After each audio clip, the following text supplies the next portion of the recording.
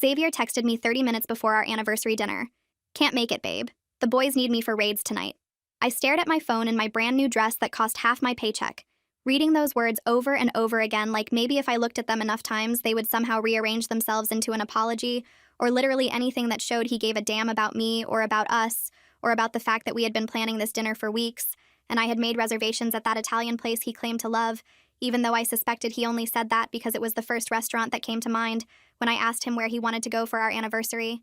And now here I was, standing in front of my mirror looking at myself in this gorgeous emerald dress that hugged every curve and made me feel beautiful for the first time in months, with my hair done up in those soft curls that had taken me an hour to perfect, and my makeup applied so carefully that I had watched 3 YouTube tutorials just to get the winged eyeliner right, and my feet were already killing me in these strappy heels that I had bought specifically for tonight, even though I knew I would probably never wear them again.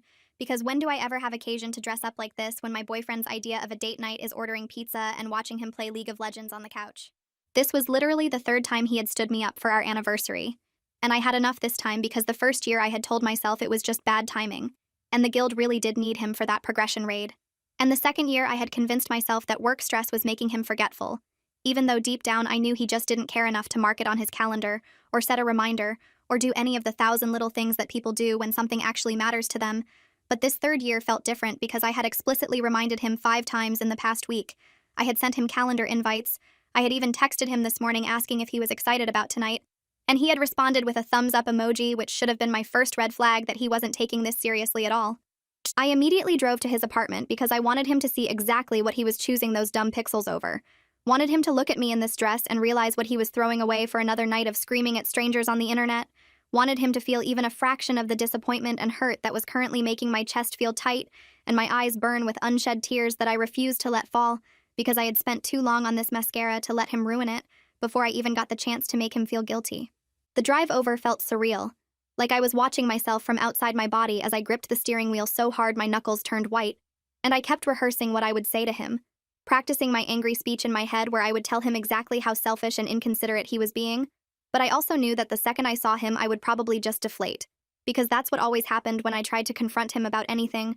He would give me those puppy dog eyes and promise to do better, and I would believe him like an idiot because I wanted so desperately to believe that the guy I fell in love with 2 years ago was still in there somewhere underneath all the gaming addiction and the Discord moderator responsibilities and the complete inability to prioritize our relationship over his virtual life. The second I walked through the door, I could hear him screaming at his monitor, his voice carrying through the apartment with that particular pitch of rage that only comes from someone who has died in a video game and is blaming everyone except themselves for their mistakes. And I could make out phrases like, "Why didn't you heal me?" And "That's such bullshit." And "You guys are literally trash." Which made me wonder for the millionth time why he chose to spend all his free time with people he clearly hated playing games that made him this angry, instead of spending time with me, the person who actually loved him and wanted to make him happy, and was currently standing in his living room in a dress that made me feel like $1,000,000, while he couldn't even be bothered to acknowledge my existence. Then I heard a voice from the kitchen say, "Wow, that dress is way too nice for getting stood up." It was Hunter, Xavier's roommate who had moved in 6 months ago, when their 3rd friend moved out to live with his girlfriend. And honestly, Hunter had been nothing but kind and respectful to me since day one, always making conversation when I came over, always offering me coffee or asking how my day was, always treating me like a human being instead of just an inconvenient interruption to gaming time like Xavier had started doing. He was pouring himself a glass of whiskey from what looked like an expensive bottle, the amber liquid catching the kitchen light as it splashed into the crystal tumbler that was such a stark contrast to the collection of stained plastic cups and chipped mugs that Xavier accumulated like trophies of his inability to do dishes. Hunter looked showered and dressed like an actual adult in dark jeans and a fitted button-down shirt that was actually ironed. His hair was styled instead of matted with grease, and he smelled like actual cologne instead of that combination of body odor and energy drink that seemed to permanently cling to Xavier these days. Meanwhile, Xavier was probably still in yesterday's clothes screaming at 12-year-olds online, living in his own filth in that disaster of a bedroom that I had stopped trying to clean because every time I organized it or did his laundry, he would just let it descend back into chaos within 48 hours like some kind of entropy experiment. Let me guess. The boys needed their tank for tonight's very important digital battle that definitely couldn't wait? He asked while getting another glass from the cabinet, and the fact that he already knew the situation without me having to explain it made me realize just how often this must happen. How many times Hunter had probably witnessed Xavier choosing his games over me, had probably heard Xavier making excuses, or seen me sitting alone in the living room waiting for him to finish just one more match that always turned into 5 more matches. I laughed bitterly, the sound coming out harsh and broken, because if I didn't laugh, I was definitely going to cry, and I was still holding on to my dignity by my fingernails at this point. You know how he is, I said, trying not to cry while Xavier's yelling echoed from his room, his voice reaching new decibels as he apparently died again, and was flaming his teammates for their inadequacy, completely oblivious to the fact that his girlfriend was literally standing in his apartment after he had just ditched her on their anniversary. Or maybe he did know and just didn't care enough to stop playing, which somehow felt even worse. Hunter shook his head slowly, his expression a mixture of disappointment and frustration that seemed to be directed entirely at his roommate. And I noticed the way his jaw tensed, like he was physically restraining himself from marching into Xavier's room and unplugging his computer. Listen, Jules, I've seen him ditch you for regular game nights before, but really? On your anniversary? He actually looked angry for me, which was more emotion than Xavier knew how to show these days, because somewhere along the line, my boyfriend had lost the ability to express feelings about anything that didn't involve critical hits or loot drops or whatever the hell he cared about in those games that consumed every waking moment of his life. That's just messed up and you know it. He poured me a glass of wine from a bottle that cost more than Xavier had spent on me in months, probably more than Xavier had spent on me ever if I was being completely honest with myself, because my boyfriend's idea of a gift was usually something he grabbed from the drugstore on the way home, or a Steam game that he wanted to play anyway, so really it was more a gift for himself than for me. And I found myself comparing the thoughtfulness of Hunter pouring me expensive wine to comfort me with Xavier's complete inability to remember basic things about me, or our relationship, or what might make me happy. We sat there drinking at the kitchen counter, Hunter on one bar stool and me on the other, and the apartment felt weirdly intimate in that moment with Xavier's rage-filled gaming sounds providing a pathetic soundtrack to our conversation, and I realized this was more attention and genuine human interaction than I had gotten from anyone in weeks. Hunter actually listened when I talked about work, not just nodding along while clearly thinking about something else or checking his phone or waiting for his turn to talk about himself like Xavier always did on the rare occasions I could get him to engage in conversation at all. Wait, you got promoted to regional manager? He asked excitedly, his face lighting up with genuine happiness for my achievement, leaning forward on his stool like this was the most interesting thing he had heard all day. Xavier never mentioned that at all. That's huge. I realized my boyfriend didn't even know what my job actually was, but his roommate remembered every detail from our random kitchen conversations, could probably tell you more about my career goals and work challenges than Xavier could tell you about my favorite color, or my middle name, or literally any basic fact about the person he claimed to love. I told Xavier about the promotion 2 weeks ago, I said, feeling that familiar ache in my chest that came with the realization that I was dating someone who couldn't be bothered to care about the important things in my life, who heard me talk about this massive career achievement that I had worked toward for years, and responded with the emotional equivalent of a shrug. He just said cool, and went back to his game. Hunter looked at me sincerely, his eyes holding mine in a way that Xavier hadn't looked at me in months, really looked at me like he was seeing me as a person, instead of just a background character in his life. You deserve someone who throws you a party, not someone who can't look away from a screen. Something about the way he looked at me made my heart flutter in a way that felt dangerous and exciting and wrong, but also so right, because when was the last time someone had looked at me like I mattered, like I was worth paying attention to, like I was someone special instead of just an obligation or an afterthought? Hunter had been there for me more than my actual boyfriend just by answering the door when I showed up, just by offering me wine and conversation and basic human decency, just by remembering the things I told him and acting like my life had value. Hey, Xavier, your girlfriend is here in a smoking hot dress, Hunter called out during a break in the shooting sounds, his voice loud and clear and carrying through the apartment with an edge that suggested he was done watching his roommate treat me like garbage, but Xavier just yelled back, "Tell her I'll be done in an hour," without even a pause in his gameplay, without even bothering to come out and look at me or apologize or acknowledge that he had just ruined our anniversary plans. And I felt something inside me break, because an hour meant 3 hours minimum based on past experience. And even if he did finish in an hour, he would probably be too tired or too tilted from his games to actually want to go anywhere or do anything except complain about his teammates. Hunter's face went dark in a way I had never seen before, his usual easygoing expression hardening into something that looked almost protective, and he grabbed his car keys off the counter with a decisive movement that suggested he had just made up his mind about something. You know what? Forget waiting around for him. I'm taking you to that anniversary dinner myself, he announced loud enough for Xavier to hear over his game, his voice carrying a challenge that hung in the air like a thrown gauntlet. And I felt my breath catch because this was crossing a line and we both knew it. But I also couldn't bring myself to say no, because the alternative was sitting here waiting for Xavier like a sad puppy, or going home alone to cry in this expensive dress. The gaming sounds cut off completely for the first time since I had arrived. the sudden silence almost deafening after the constant barrage of gunfire and explosions, and Xavier's angry commentary. And Xavier's door flew open so hard it hit the wall with a bang that probably left a dent in the drywall that their landlord was going to charge them for. And there he was, my boyfriend in all his glory, standing in the doorway looking absolutely ridiculous. "What did you just say?" Xavier demanded while still wearing his stupid gaming headset with the mic flipped up, his eyes wide and wild like he had just been pulled out of his virtual world and thrust back into reality against his will. And I noticed the way his hands were still positioned like he was holding a controller even though he wasn't.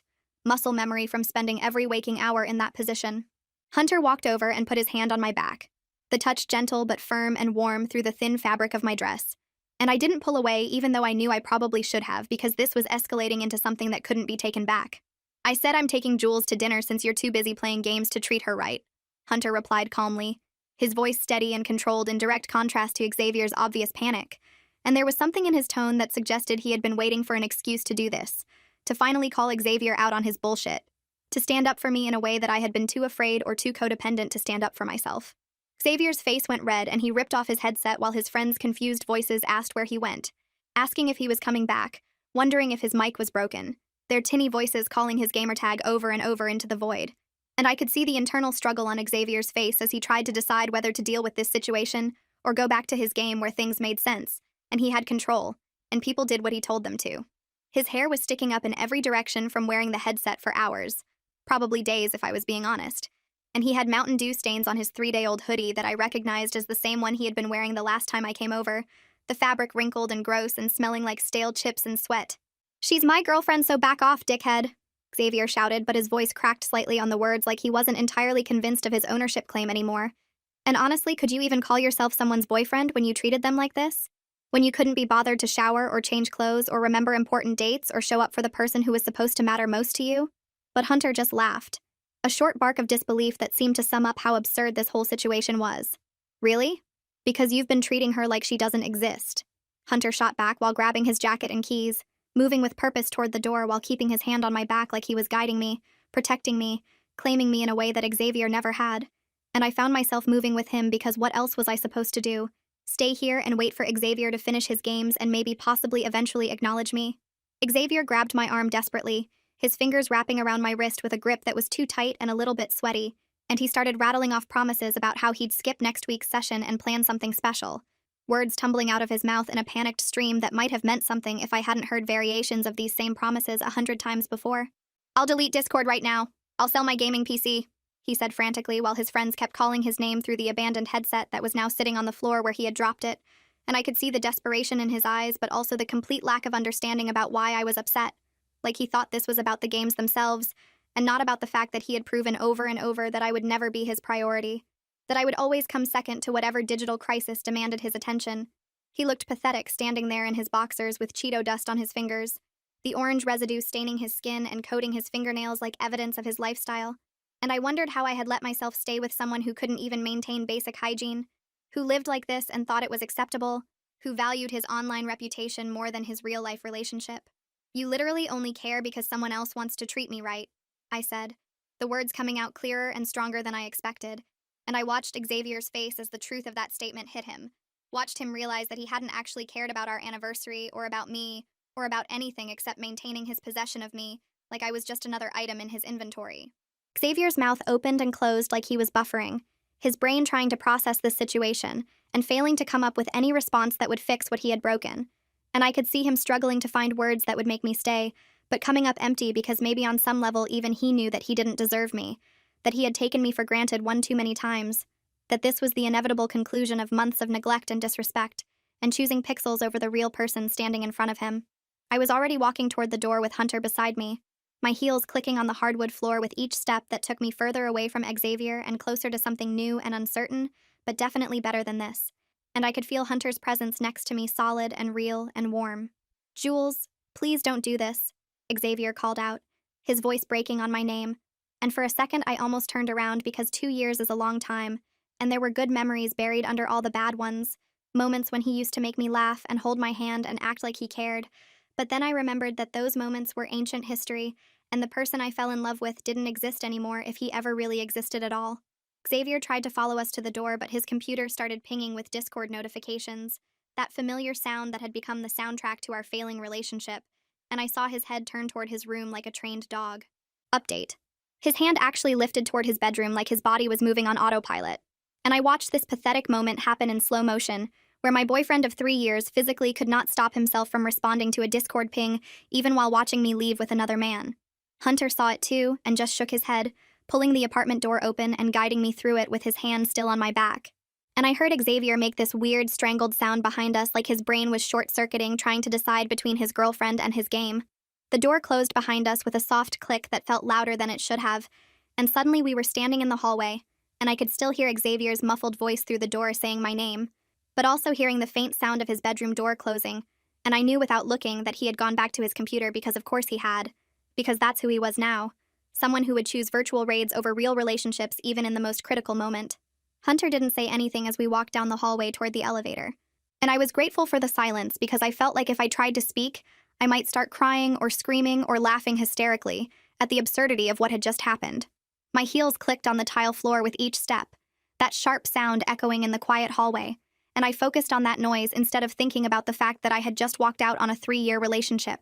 The elevator doors opened and we stepped inside, and Hunter pressed the button for the parking garage, and I watched the numbers light up as we descended, feeling like I was falling even though the elevator was moving smoothly. We reached the garage and walked through the concrete space toward Hunter's car, and I could see it was a nice sedan, clean, and well-maintained. Such a contrast to Xavier's car, which was full of fast food wrappers and empty energy drink cans and smelled like stale French fries.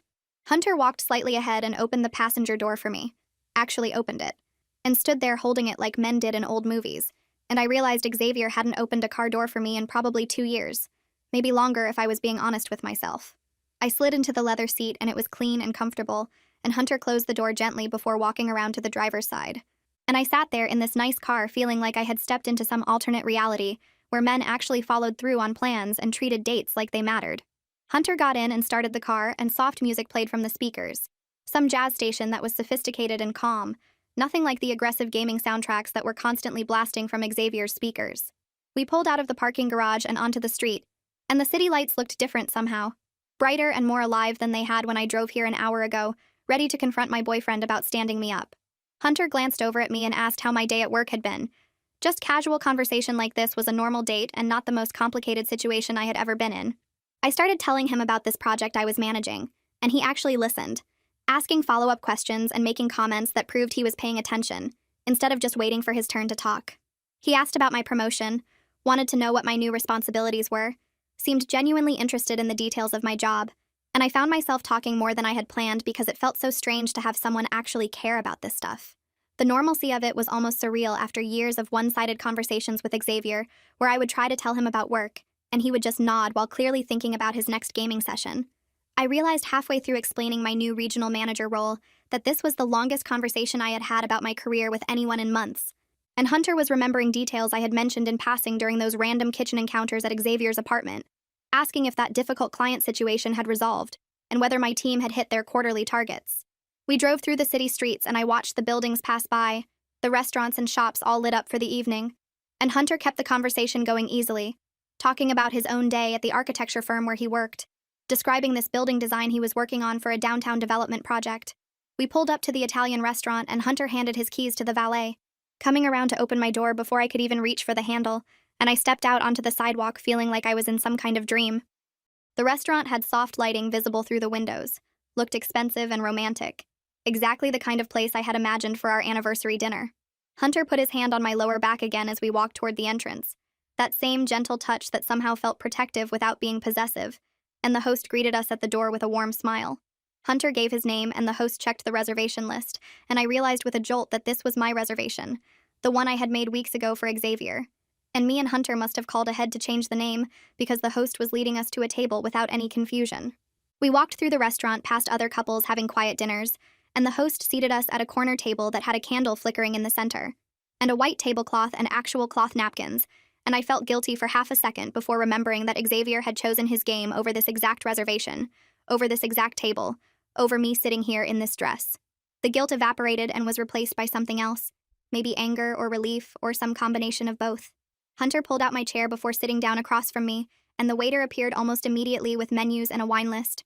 Hunter didn't even look at the prices, Just ordered an expensive bottle of red wine that the waiter seemed impressed by, nodding approvingly before heading to get it. The wine arrived in minutes, and the waiter poured a small amount for Hunter to taste, going through the whole formal ritual that I had only seen in movies. And Hunter approved it, and the waiter filled both our glasses with the deep red liquid that caught the candlelight. Hunter raised his glass and looked at me across the table, his expression sincere and warm, and he said we should toast to my promotion, because that was a huge accomplishment, and I deserved to celebrate it properly. We clinked glasses, and I took a sip of the wine, and it was smooth and rich and probably cost more than Xavier had spent on me in the last 6 months. And my chest felt tight because this was exactly what tonight was supposed to be. This moment right here with someone who cared enough to make it special. The waiter came back and we ordered appetizers, and Hunter asked me to choose first. Said I should get whatever I wanted, and I picked the calamari because I loved it, but Xavier always complained it was too expensive. Hunter ordered bruschetta, and when the food arrived we shared both plates, and he told me he had been watching Xavier neglect me for months. And it had been driving him crazy because he couldn't understand how anyone could have me and treat me like an afterthought. His honesty caught me completely off guard, and I felt my face getting hot, that flush spreading across my cheeks that always happened when I was embarrassed or flustered. Hunter kept talking, saying he had tried to hint to Xavier that he needed to step up, had tried to be a good friend, and roommate by pointing out when he was being inconsiderate, but Xavier just didn't seem to get it or didn't care enough to change. I picked at the calamari on my plate and didn't know what to say, because this conversation was making me realize that this dinner might be about more than just proving a point to Xavier, that Hunter might have feelings I hadn't let myself acknowledge because he was Xavier's roommate, and therefore completely off limits in my mind. My phone started buzzing in my purse, that familiar vibration pattern that meant texts were coming through, and I pulled it out to see Xavier's name lighting up my screen over and over. The messages were progressing from apologies to anger to desperate pleas, each one more frantic than the last. And I scrolled through them feeling more annoyed than guilty because this was typical Xavier behavior, only caring when he was losing something, only putting in effort when it was too late. The phone kept buzzing, and I could feel Hunter watching me, and finally I just turned the whole thing off completely. Because I was tired of Xavier's crisis being the center of attention, tired of jumping every time he needed something, tired of organizing my entire life around his gaming schedule and his mood swings. Hunter noticed me shutting off my phone and said, "Good for you." Just those 3 words. But with genuine approval in his voice and something about his support, made me sit up straighter in my chair, made me feel more confident that walking out had been the right choice. The waiter cleared our appetizer plates and brought our entrees, and Hunter and I fell into easy conversation that lasted for 2 hours, just talking about everything. And nothing, and I learned that he worked in architecture designing commercial buildings, that he loved hiking and had done part of the Appalachian Trail last summer, that he read actual physical books instead of just gaming forums and Reddit threads. He was single, had been for 8 months after a relationship ended, and he asked about my career goals, and remembered details I had mentioned in passing during those kitchen conversations at Xavier's apartment, proving he had been paying attention all along while Xavier couldn't even remember what my job title was. The waiter brought dessert menus, and Hunter suggested we split the tiramisu, and when it arrived with 2 forks, he admitted something that made my heart start racing in a way that felt dangerous and exciting. He said he had been attracted to me since the day they moved in together, but he never acted on it because of the roommate situation, and because he kept hoping Xavier would get his act together and treat me the way I deserved to be treated. The confession hung in the air between us across the candlelit table, and I didn't know what to say because part of me had noticed the way Hunter looked at me too, had noticed how he always seemed to be around. When I visited, how he always made time to talk to me even when he was busy, though I had never let myself acknowledge it until this exact moment sitting here with him.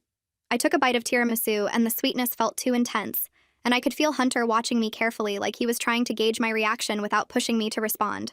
We finished dessert mostly in silence, but it wasn't uncomfortable, just heavy with everything that had been said and everything that was still unsaid. Hunter paid the check without even letting me see the total, waving away my attempt to contribute, and we left the restaurant and stepped out into the night air that had gotten colder while we were inside. Hunter suggested we walk through the nearby park because it was a nice evening, and neither of us seemed ready for this to end yet. And I agreed, even though my feet were killing me in these heels because the alternative was going home alone to process everything that had happened. We walked along the sidewalk toward the park entrance, and the autumn air was crisp and cool against my bare arms, and I shivered without meaning to. Hunter immediately took off his jacket and draped it over my shoulders without me having to ask, and it smelled like his cologne and felt warm from his body heat, and I pulled it tighter around myself as we entered the park. The paths were lit by old-fashioned street lamps that cast pools of yellow light, and there were other couples walking and joggers passing by, and everything felt surreal, like I was watching my own life happen from outside my body. We walked in comfortable silence for a while, just enjoying the night air and the crunch of fallen leaves under our feet, and eventually we found a bench that overlooked the city lights spread out below us in a glittering pattern. Hunter asked what I was going to do about Xavier, his voice careful and soft like he was trying not to push me in any direction. And I told him honestly that I didn't know, that 3 years was a long time, but so was a lifetime of coming second to video games. Hunter just nodded like he understood the weight of that decision, didn't try to convince me one way or the other, just sat there beside me on the bench being present in a way that Xavier had forgotten how to be. My phone turned back on automatically when the battery saver kicked in.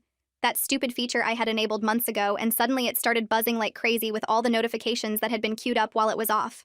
I pulled it out and saw 47 missed calls from Xavier plus texts from his gaming friends saying he was freaking out and asking what happened, and there were voicemails and more texts coming through in real time. Hunter glanced at my screen and said I didn't owe him an immediate response, which was something I needed to hear because I had spent 3 years jumping whenever Xavier needed something, always being available, always putting his needs first. I stared at the screen watching more texts come through, Xavier alternating between apologizing and getting angry and begging me to come back, and I felt nothing except maybe relief that I wasn't there dealing with this meltdown in person. Hunter sat quietly beside me on the bench, not rushing me or telling me what to do, just being there while I processed everything, and his jacket was still warm around my shoulders and smelled like safety somehow. Hunter opened the apartment door, and I walked through it without looking back, even though I could feel Xavier standing there in the hallway behind us watching me leave. The door closed with a quiet click, and we walked down the hallway toward the elevator, my heels making sharp sounds on the tile floor that echoed in the silence. Hunter pressed the elevator button and we waited, neither of us saying anything, and I kept my eyes straight ahead because if I looked at him, I might start crying or laughing or both. The elevator arrived and we stepped inside and rode down to the parking garage, the numbers lighting up as we descended, and I felt like I was falling even though we were moving smoothly. We reached his car and he opened the passenger door for me, actually held it open and waited for me to get in before closing it gently. The interior was clean and smelled like leather and air freshener, nothing like Xavier's car that was always full of trash and empty energy drink cans. Hunter got in the driver's side and started the engine, and soft music played from the speakers, some kind of jazz that felt calm and grown up.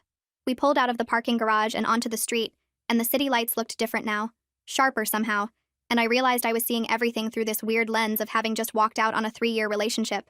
Hunter asked if I was okay, and I nodded even though I wasn't sure if that was true, and he said we didn't have to talk if I didn't want to, that we could just drive. But then I started talking anyway, telling him about how Xavier used to be different when we first started dating, how he used to plan actual dates, and remember things I told him and act like spending time with me was something he wanted to do instead of something that interrupted his gaming schedule. Hunter listened without interrupting, just driving through the city streets while I word vomited 3 years of frustration and disappointment. He drove past the turn that would have taken us back to Xavier's apartment, and I realized he was heading toward my place instead, and something about that choice made my chest feel tight because it meant this was real. I had actually left. We pulled up outside my building and Hunter turned off the engine, but neither of us moved to get out. We just sat there in his car with the music playing softly. He told me about his ex Christina, how they broke up because he worked too much and never made time for the relationship, and how it taught him that you can't just be physically present, you have to actually show up emotionally too. He said watching Xavier treat me like background noise had been hard, because he could see I deserved so much better than someone who couldn't even remember to show up for anniversary dinner. We talked for another hour sitting in that car, about everything from what we wanted out of life to stupid childhood memories, and it felt easy in a way that talking to Xavier never did anymore. Eventually, I knew I had to go inside because it was getting late, and this whole situation was complicated enough without sitting in his car all night, so I reached for the door handle. Hunter said he had a great time at dinner, and that I deserved a proper anniversary regardless of what happened next with Xavier or with anything else. He didn't try to kiss me or make this into something more than it was, just squeezed my hand briefly before I got out of the car. I stood on the sidewalk watching his taillights disappear down the street, and I felt more confused and alive and terrified than I had in months, like I had just jumped off a cliff and wasn't sure if I was flying or falling. I went inside my building and climbed the stairs to my apartment, my feet screaming in these heels that I should have taken off hours ago. The second I got inside, I kicked off the shoes and grabbed my phone and called Penelope, my best friend who I should have called 3 hours ago. But everything had been happening too fast. She answered on the second ring asking where I had been because I was supposed to text her after dinner with Xavier. And I just started talking, telling her everything that happened from Xavier ditching me to Hunter taking me to dinner to the conversation in the car. Penelope listened and gasped at all the right moments, and when I finally stopped talking, she said she had been waiting for me to leave Xavier for over a year. She said everyone who knew us had watched him take me for granted, that our mutual friends had been talking about it for months, wondering when I would finally realize I deserved better. She said Hunter sounded like exactly the kind of man I should be with, someone who actually valued my time and remembered things I said, and treated dinner like it mattered. We talked for another hour, and I was still on the phone with her when I heard knocking on my apartment door, loud and insistent. I looked at the time and it was midnight, and I knew without checking who it was, because who else would show up at my apartment at midnight on our anniversary after I had just walked out on him?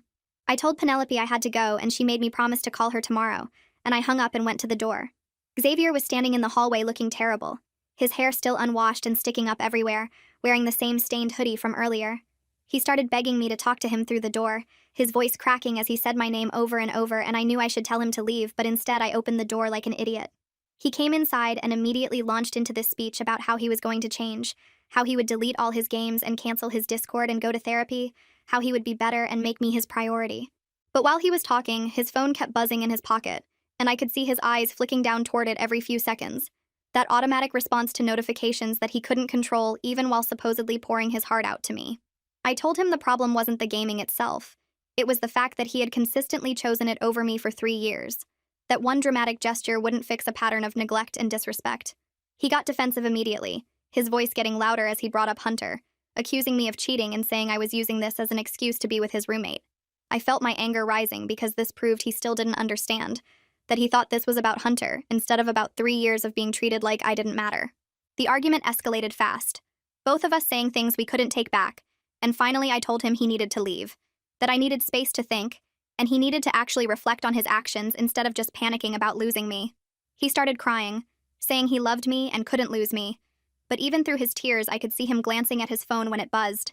He left finally, and I watched through my window as he got in his car, and the second he sat down, he pulled out his phone, probably already texting his gaming friends about how unfair I was being.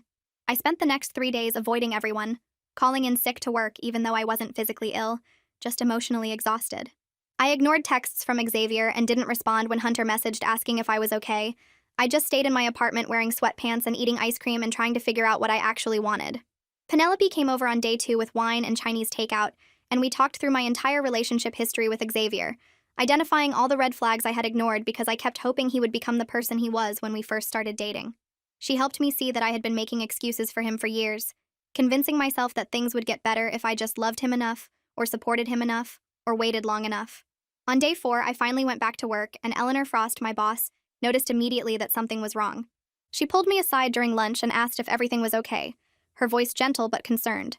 I gave her a vague explanation about relationship troubles, not wanting to dump all my drama on my boss, but she nodded like she understood more than I was saying. She told me she had stayed in a bad relationship for 5 years before finally leaving, that she kept thinking she could fix him, or that things would magically improve. But eventually she realized that sometimes the hardest part is admitting you have outgrown someone. Her words hit me hard because that was exactly what had happened. I had outgrown Xavier and our relationship, but I had been too scared to admit it. That evening, Hunter texted me for the first time since dropping me off. Just a simple message saying he hoped I was doing okay, and that he was available if I wanted to talk, but no pressure. The message was so different from Xavier's constant bombardment of texts and calls and voicemails, and I appreciated that Hunter was giving me the space Xavier never learned to provide. I stared at the message for a long time before responding, suggesting we meet for coffee the next day, keeping it casual and public, because I needed to understand if what I felt at dinner was real or just the high of being treated well for once. We met at a coffee shop downtown the next afternoon, and I got there first and sat at a corner table feeling nervous and guilty and excited all at the same time. Hunter arrived right on time, which shouldn't have impressed me but did after years of Xavier being late to everything, and he sat down across from me with his coffee. We started talking, and hours passed without me noticing, the conversation flowing easily from topic to topic. And I realized this was what a healthy connection actually felt like, when someone listened and responded and remembered things you said, and acted like getting to know you was interesting instead of inconvenient. Hunter walked me to my car after we finally left the coffee shop, the sun already setting because we had been talking for almost 5 hours straight without noticing the time pass. He opened my car door and said he wanted to see me again, that this felt different and special, and I agreed because spending time with him felt easy in a way that being with Xavier never had. We made plans for dinner later that week, and I drove home feeling lighter than I had in months, like I had finally made a choice that was actually good for me instead of just convenient or comfortable. The next morning, I woke up to 17 missed calls from Xavier and a string of angry texts saying Bruce had seen me at the coffee shop with Hunter, that people were talking about us, that I was making him look like an idiot in front of all his friends. I ignored the messages and went to work, focusing on the regional manager training materials that Eleanor had given me, trying to stay busy so I wouldn't think about the inevitable confrontation that was coming. Xavier showed up at my apartment that evening, pounding on the door so hard I thought he might break it. And when I opened it, he pushed past me into my living room looking worse than he had the night of our anniversary. His eyes were red like he hadn't slept. His hair was greasy and unwashed, and he was wearing sweatpants and a gaming tournament shirt that had visible stains on the front. He started yelling immediately, saying I had moved on too fast, that Hunter had betrayed him as a roommate by taking me out, that everyone in his Discord server was talking about how his girlfriend left him for his roommate. I let him rant for a few minutes, watching him pace back and forth across my living room, and I realized he wasn't upset about losing me specifically. He was upset about losing in general, about the narrative that he had been replaced. When he finally stopped to catch his breath, I told him we were done, that I couldn't be with someone who only valued me, when someone else showed interest, and that his reaction to losing me proved he cared more about winning than about actually being a good partner. Xavier's face went red and he tried to argue, bringing up all the times he had been there for me. But I cut him off and reminded him of the anniversary dinner he ditched, the promotion he forgot about, the 3 years of coming second to his games. He deflated then, his shoulders slumping as the anger drained out of him, and he asked if there was any chance we could work things out, his voice small and desperate. I shook my head and told him no, that I needed someone who showed up for me consistently, not just when they were scared of losing, and that I hoped he would figure out what he actually wanted from life. He left without another word, just turned and walked out of my apartment, and I watched through my window as he sat in his car for 10 minutes before finally driving away. The relief I felt was immediate and overwhelming, like I had been holding my breath for 3 years and could finally exhale, and I called Penelope to tell her it was officially over.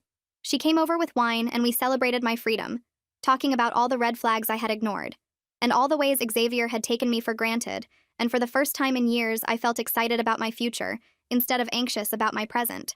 Hunter texted me the next day, asking how I was doing, and I told him about Xavier showing up in our final conversation, and he said he had something to tell me when we met for dinner.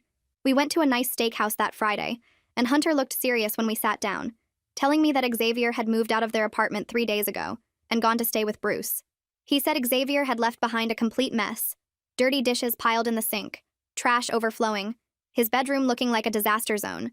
Plus, he owed 2 months of unpaid rent that Hunter was now stuck covering. Hunter seemed more disappointed than angry, explaining that he had tried to be a good friend to Xavier, had tried to help him get his life together, but he couldn't watch him self-destruct anymore. I realized then that Hunter had been dealing with Xavier's immaturity as a roommate the same way I had dealt with it as a girlfriend, both of us making excuses and trying to help someone who didn't want to help themselves. We talked about Xavier for a while, processing the end of those relationships, and then Hunter changed the subject and asked if I wanted to try dating for real, taking things slow and seeing where it went. I said yes without hesitation because everything about being with Hunter felt right, from the way he listened when I talked to the way he remembered small details to the way he treated spending time with me like it actually mattered. We started seeing each other officially after that, waiting 2 full weeks after Xavier moved out to make sure we were doing this for the right reasons, and not just as a reaction to the breakup. Hunter planned actual dates, taking me to art museums and concerts and new restaurants, showing up exactly when he said he would, texting me good morning and asking about my day, treating me like I was someone special instead of an obligation. The difference was staggering, going from someone who barely acknowledged my existence to someone who made me feel valued and appreciated, and I found myself laughing more and stressing less and actually enjoying my life. 3 weeks into dating Hunter, I got a message on social media from Christina, his ex-girlfriend, saying she had heard through mutual friends that we were together. My stomach dropped when I saw the message because I thought she was going to tell me Hunter was terrible or warn me away. But instead, she said she wanted me to know that Hunter was genuinely a good guy who had learned from their relationship ending. She explained that they broke up because of timing and his workaholic tendencies, that he used to spend every waking hour at the architecture firm and never made time for them as a couple, but that he had been working on finding balance.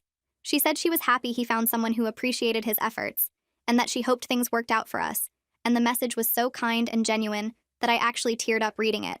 I showed Hunter the message when we met for dinner that night, and he looked embarrassed but also touched, admitting that losing Christina had taught him that relationships require actual presence and effort, not just showing up physically while being mentally checked out. He said he didn't want to make the same mistakes with me, that he was committed to being present and making us a priority, and his honesty made me fall for him even harder. The months passed quickly, filled with real dates and actual conversations and weekend trips to the coast, and I barely thought about Xavier except to feel grateful that I had finally left.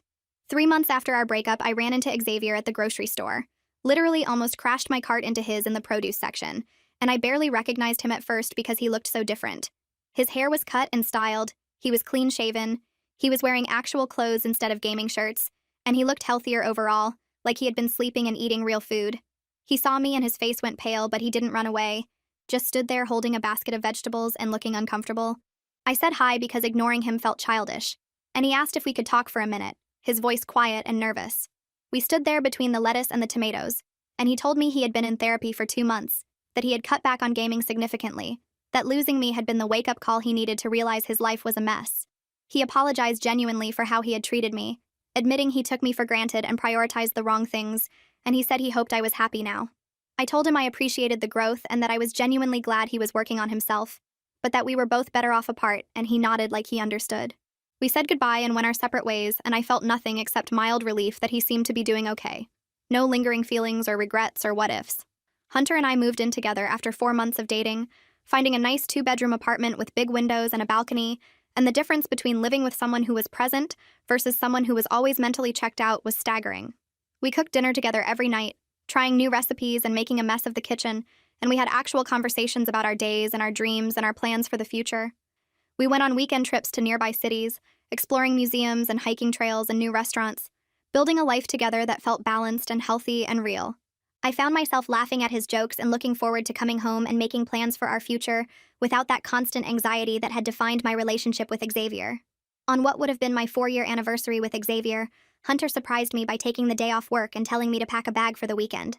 He drove us 3 hours into the mountains to this beautiful bed and breakfast, an old converted farmhouse with a fireplace and a view of the valley below.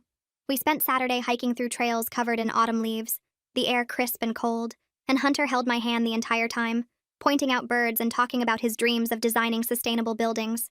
That evening, we sat on the porch of the bed and breakfast, wrapped in blankets and drinking hot chocolate, and I realized I was genuinely happy for the first time in years. Not just content or comfortable, but actually happy. I looked at Hunter and felt grateful that I had finally chosen myself that night in the emerald dress, that I had walked out the door instead of staying and making excuses. My life was so much better now with someone who actually showed up for me, who remembered the things I said, who treated our relationship like it mattered, and I knew without any doubt that I had made the right choice.